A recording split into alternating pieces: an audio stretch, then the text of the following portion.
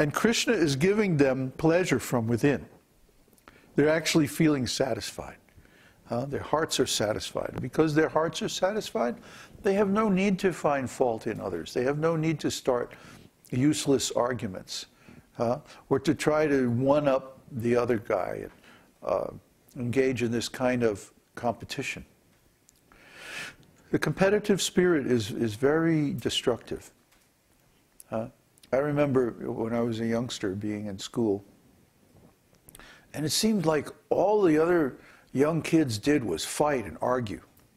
You go on the playground and, you know, some kid is pushing another kid down, and the two other kids are pounding each other with their fists, and then, you know, they're trying to play some game, and they play the game for about 30 seconds, and then there's an argument about whether that was fair, or this was right, or who broke this rule or that rule. It seemed like the day was just like wall-to-wall arguments. I remember being very disgusted with this. And, you know, sometimes I would see a group of students over on one side, and they were actually relating to one another in a friendly mood. And to me, this was very attractive. Usually it was the older students. The younger students were more nonsense. But actually, as I grew older, I got to see that there were still arguments among the older students, but they were just more subtle. They had learned the art of diplomacy. And so now, instead of just blurting out whatever they felt, they were able to hide it and put some nice polished face on it. So it became covert. Instead of overt hostility, you know, it became covert hostility, which is actually even nastier, because then you can't really see, you know, who's against you or who your enemies are. So we had very bad feelings about this, and I always thought that, you know, if I could just find some really spiritually advanced people, then there wouldn't be the same kind of argument and criticism all the time. But then I remember, after a long search, joining ISKCON. And there it was again, the same competitiveness, the same fault-finding, the same argumentative spirit.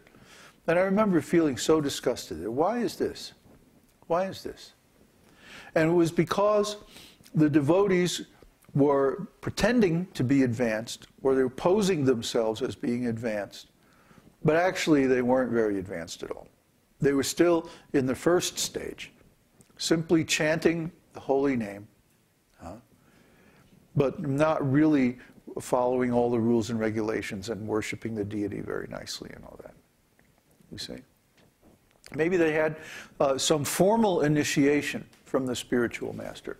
But let's make a distinction right now between formal initiation and real initiation. Okay?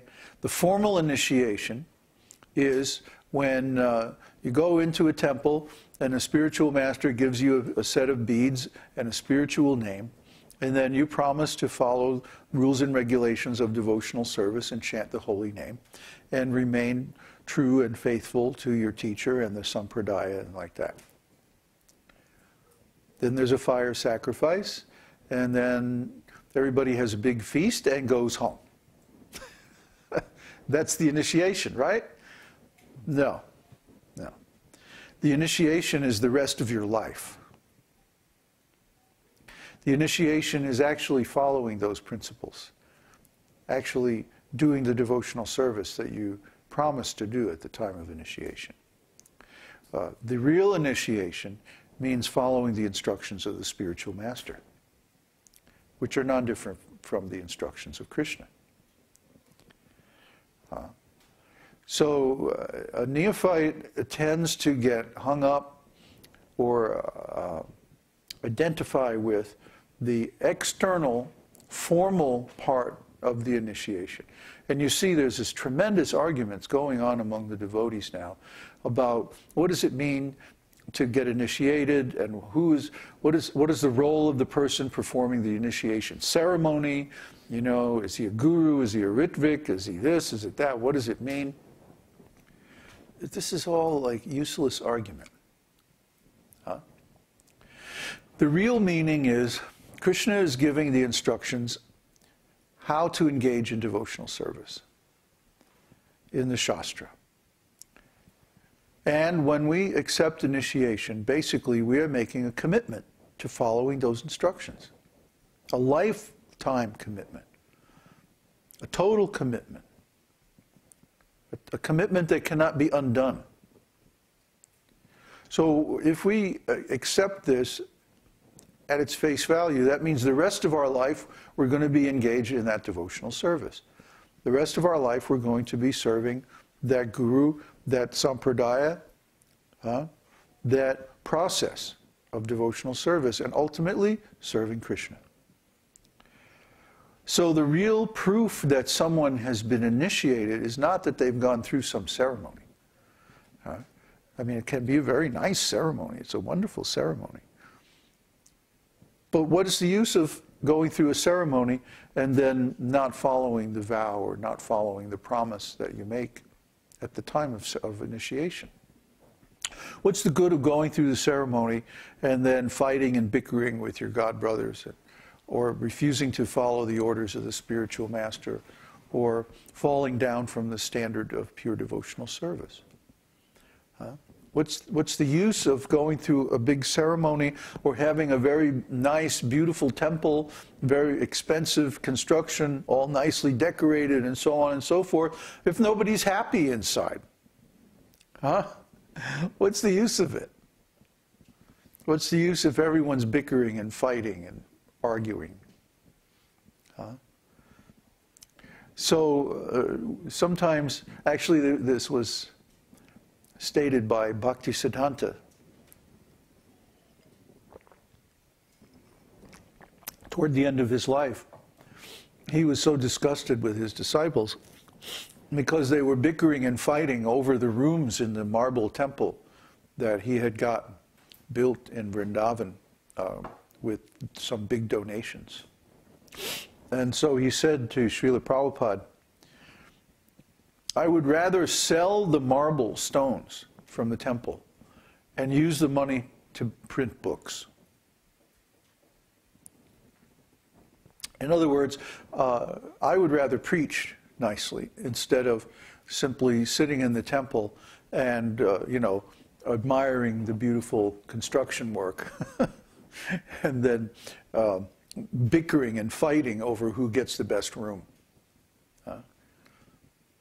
When Srila Bhaktisiddhanta was on his deathbed, even the disciples were standing outside the door and arguing over which one would get his room after he was dead.